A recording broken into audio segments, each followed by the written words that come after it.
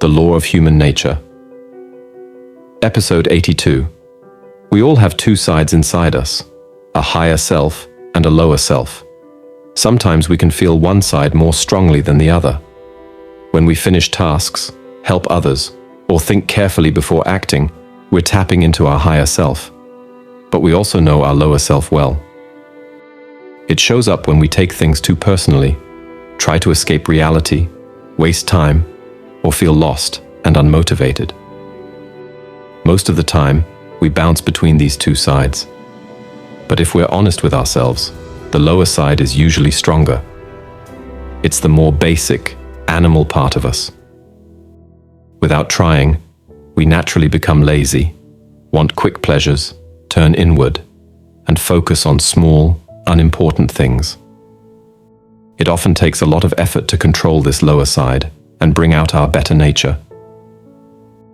The key to making this struggle more balanced, and maybe even tipping it towards our higher self, is to develop what we can call our inner guide.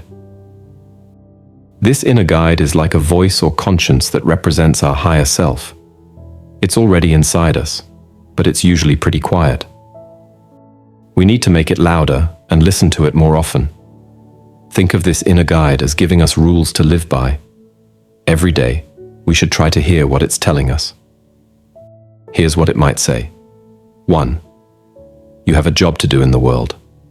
Right now, you're benefiting from the hard work of millions of people who came before you. They've made your life much easier through their efforts and inventions. You've learned from an education that includes wisdom gathered over thousands of years. It's easy to take all this for granted and think you deserve it naturally. But that's how spoiled children think, and it's not a good way to be. The world always needs to be made better. You're not just here to enjoy things and use what others have made. You're here to create and contribute too, to serve a bigger purpose. 2. You should develop what makes you special. Stop listening so much to what others say about who you are or what you should like. Judge things for yourself. Question why you think and feel certain ways.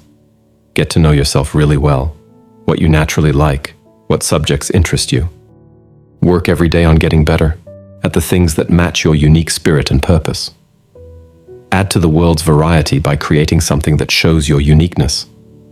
Accept what makes you different. If you don't do this, it's probably why you sometimes feel sad.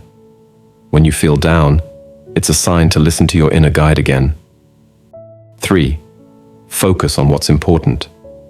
In a world full of distractions, you must concentrate on what matters. Some activities are just a waste of time. Some people will drag you down, and you should avoid them. Keep your goals in mind, both long-term and short-term, and stay focused and alert. It's okay to explore and be creative, but always have a purpose behind it. You should aim for the highest quality in your work. Try to make something that will mean something to people and last a long time. If you don't do this, you'll disappoint others and feel ashamed. To meet these high standards, you need to develop self-discipline and good work habits. Pay close attention to details in your work and value effort highly. Your first ideas are usually not your best ones. Think more deeply about your ideas and be willing to throw some away.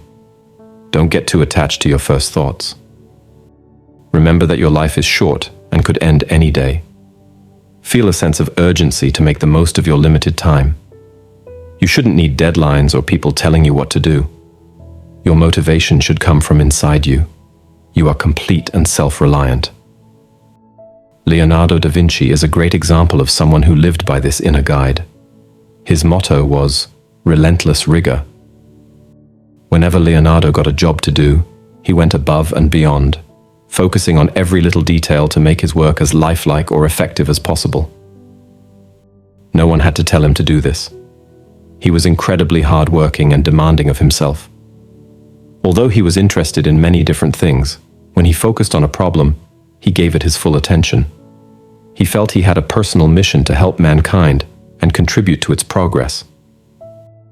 Driven by this inner guide, he overcame many obstacles in his life, like being born out of wedlock and having little direction or education when he was young. At first, it might seem that listening to this inner voice would lead to a harsh and unpleasant life. But actually, it's the opposite.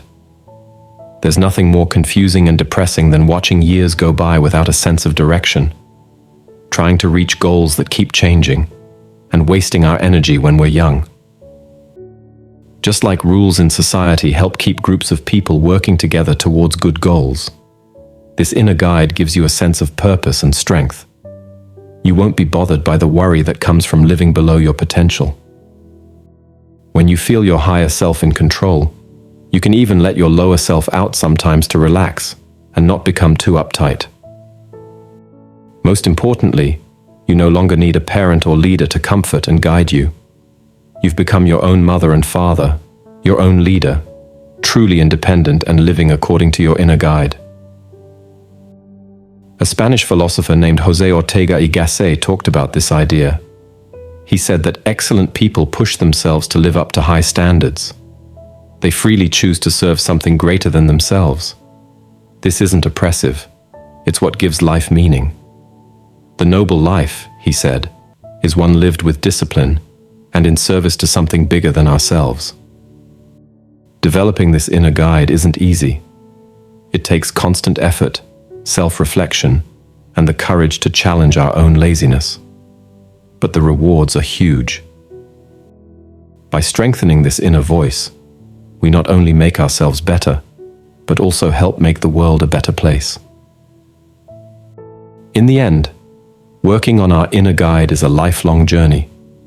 It's a path that leads us away from the easy comforts of our lower nature and towards the heights of what we could be. By listening to this inner voice, we can handle life's challenges with more purpose, honesty, and satisfaction. When we do this, we not only make our own lives richer, but also leave a lasting, positive mark on the world around us.